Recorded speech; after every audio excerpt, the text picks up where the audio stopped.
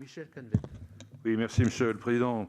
Monsieur le Président, je me suis replongé dans une audition à laquelle j'avais eu l'occasion d'assister en 2013. Donc, ce n'est pas l'Antiquité, c'est relativement récent, de votre prédécesseur, Monsieur Haas, que nous avions entendu.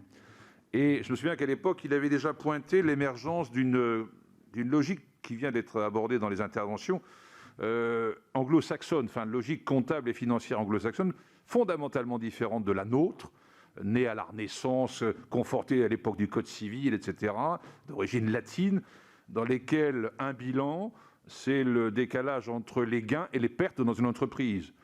Or, M. Haas avait à l'époque pointé cet exemple qui m'avait frappé, que dans le système, la vision un peu anglo-saxonne de la finance, dans un bilan, on peut prendre en compte des éléments du futur, des gains potentiels. Et il avait insisté pour dire qu'on ne peut comptabiliser, enfin de son point de vue, que je partage, ce qui est effectivement dénoué. Bien faire la distinction entre ce qui est sûr et ce qui est potentiel. Donc j'avais été un peu frappé par cette remarque que je n'avais jamais perçue. Est-ce que vous avez constaté une évolution durant votre mandat de ce point de vue, puisqu'on parle beaucoup de la prégnance de cette logique, et même le départ du Royaume-Uni, effectivement, n'enlèvera rien à l'influence de cette logique, qui peut se traduire d'ailleurs par on a évoqué les grands cabinets mondiaux, on pense à PwC, Ernst & Young, KPMG.